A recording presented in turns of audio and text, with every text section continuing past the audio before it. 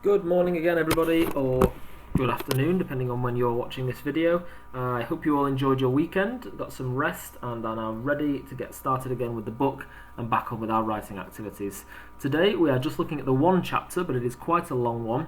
Our eyes get open to something that's not very nice, does happen in the world, which is very sad, but it's quite interesting to see as well. And Bini and Shif go through a whole new chapter, think of their life and experience something they never probably thought they would experience. So I really hope you enjoy it and get to learn quite a lot from it.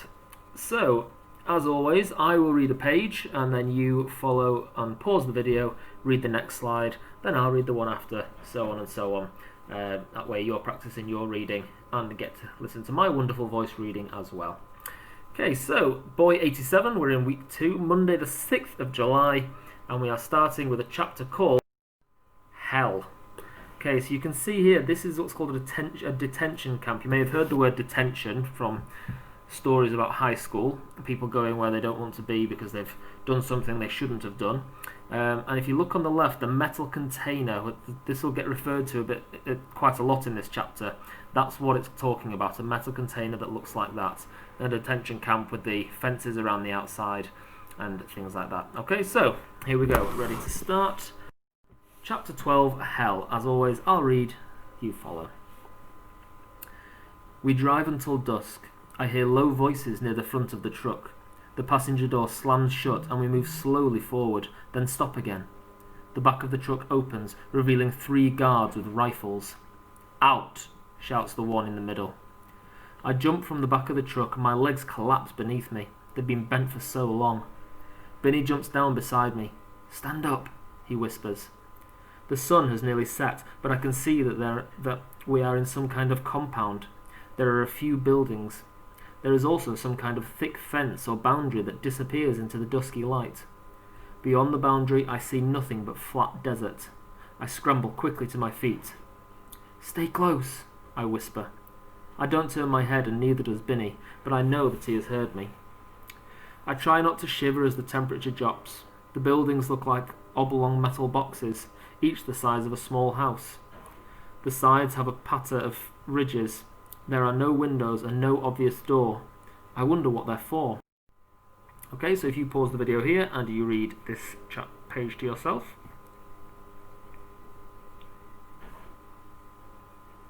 Okay, welcome back. I just read this last sentence and then we can move on to the next one together. I reach out and find Bini's arm. Don't move, he whispers. Wait until your eyes adjust to the darkness. I hear breathing. I can hear breathing all around me and the sliding of limbs. I focus on my own breath, in and out, my heart pounding in my chest. Who's there?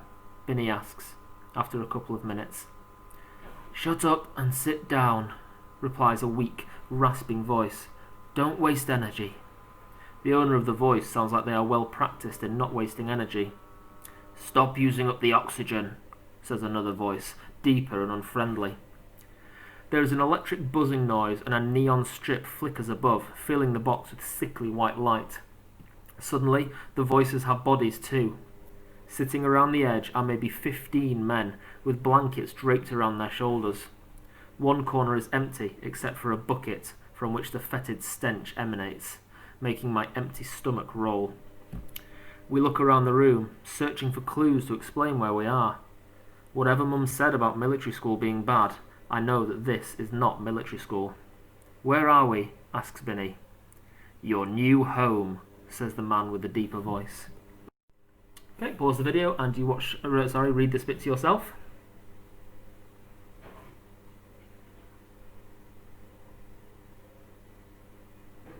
Okay, welcome back. Just to clarify, the names of the 2 new characters are Nibe and Jonas. So I'll read that last little bit and we'll move on together. Jonas nods slowly, reflecting on our names. So, what did you and your friend do to end up in here? Asks the old man. We did nothing, said Bini automatically. You don't share personal information with strangers, even if you are locked in a box with them. Everybody in here has done something, says Nibe, even though something is normally nothing. Bini looks at me. I shake my head. I don't understand what he means either. On the opposite side of the room to the bucket, I see a plastic bowl and cup. "Can we have some water?"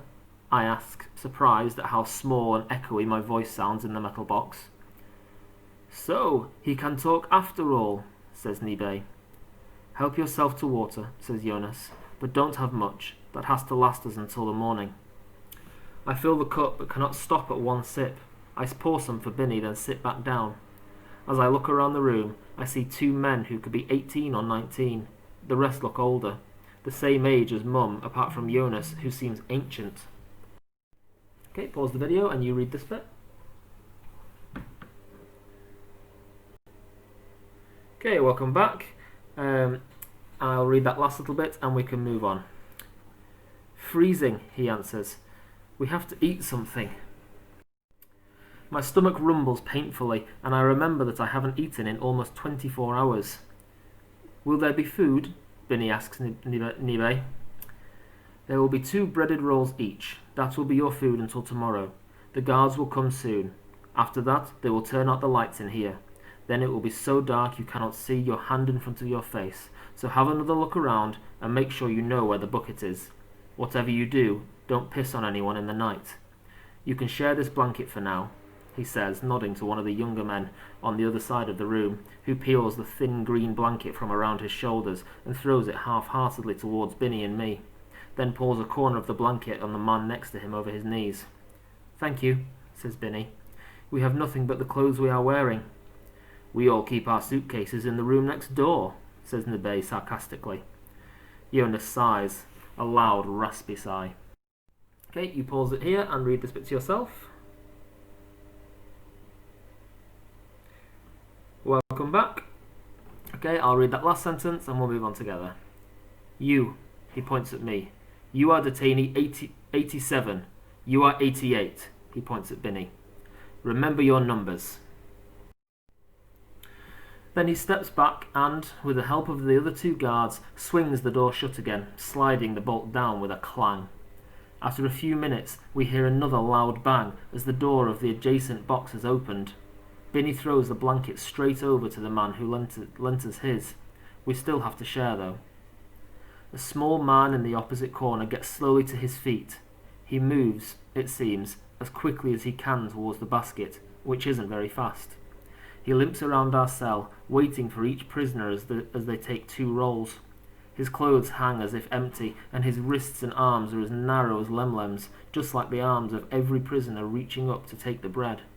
As Nibe takes his, I see that despite his size, he is just as starved as the rest of them. "Bini," I say in my lowest whisper, "will we look like this in a couple of weeks?" "No," says Bini. "Why not?" I whisper. "There's plenty more of you left," he says. I take my 2 pieces of bread. They are rock hard, which is good because it makes me eat them more slowly. Okay, you pause the video and read this bit to yourself.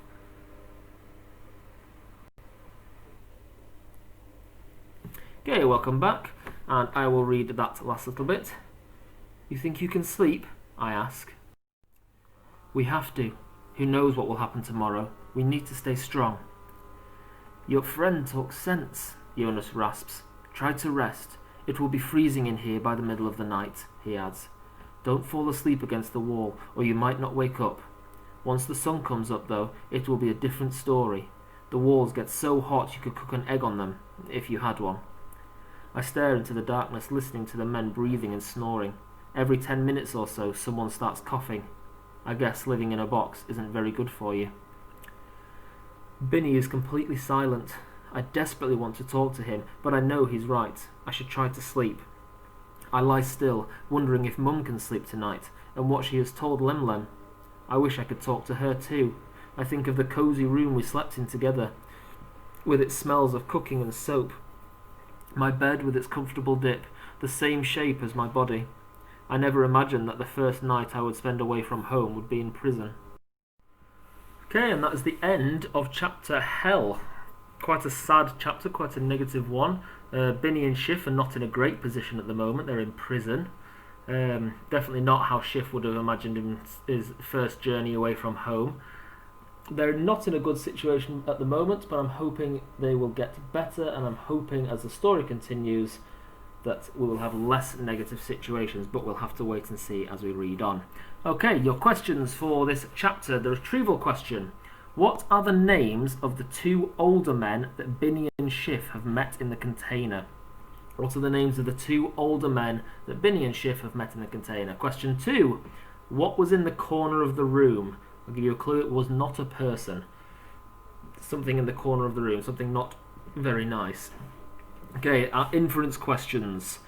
Why was no one sat by the bucket? Might help you with another question. Why was no one sat by the bucket? And question 2. What do you think the word fetid means? Write a description of the word fetid. Really think, read around, read before, read after, and think about what the word fetid means in this chapter. Okay, and moving on. So, your activity today. We are looking at emotions. What do we mean by emotions? Think to yourself. I'm sure there's lots of different ideas and suggestions that we can come up with about our emotions. If you have somebody to work with, then do. If you're in school and you can work with a partner, work with a partner. Make a list of as many emotions as you can. As many emotions as you can. We did an activity similar to this before. So make a list of as many emotions as you can.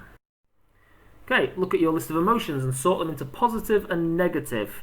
For example, calm is more of a positive emotion. Terrified would definitely be negative. Overjoyed would be positive again, and devastated would probably be negative. Have a really good think about those. Again, if you've got a partner, talk to them about the different examples from the book that we've read already. If not, just listen to me and I'll discuss them and talk them through for you. So we wander home beneath a solid blue sky, the hot sun baking everything it touches. That's on page 10 of chapter Normal Day. And the language in there is quite positive, isn't it? It makes us feel that things are quite nice beneath a solid blue sky, the hot sun baking everything it touches. It sounds positive, it sounds like a good thing that's happening. The next one, I knock on Bini's door. No answer. Weird. He normally gets to our house first whilst I'm still getting ready. Okay, the short sentence is there. I knock on Bini's door, full stop. No answer, full stop. Weird, full stop. That gives more of a negative connotation towards what's being said. Makes the reader think, oh, I wonder why, what's going on. Okay. As you think back through the book, think about how Shif is feeling throughout the different stages, as this is going to help you with your activity today. So, it says, obviously, use your ideas from working with your partner to create an emotion graph. Now, we've had a look at emotion graphs before. You will have one in your activity pack or on the Seesaw activity or on your email that was sent home. The y-axis goes from most negative emotions to the most positive, and decide where you're going to plot each event and add a word to describe the emotions at this point. Now, we've done emotion graphs before with this book, and there is a reason for that, because our main focus is going to be writing in the voice of a character. So writing as Shif is going to be our main objective throughout this piece. Really help us to get into the understanding phase of the kind of things that he will have been through and experienced by the end of the book. So we'll be doing a couple of emotion graphs as we go along. We'll be really thinking about his feelings and his actions and his thoughts and that kind of thing. Okay? You will have one of these. These are some of the main plot points that we have looked at from the start, from page 10 of Normal Day, that we had a look at a moment ago, all the way up to the end of page 43 and the end of Snatch. And obviously you can add some of your own in afterwards if you would prefer. Okay, so using this, plot on the points, the positives and the negatives of where you think Shif's emotions will be at these sections of the emotion graph. Okay, think about the first part of the book and that you've read so far and extracts you've looked at today. Why do you think an author uses emotional language? So really think, I mentioned it just a minute ago, about why the author tries to get us to think about how Shif is feeling, think about how he's going for, and jot down an answer in your booklet about why you think why the author uses language like that.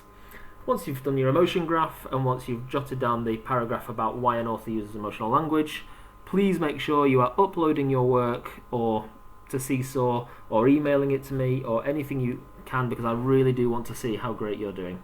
Thank you again for all of your hard work, and I will see you soon. Bye bye.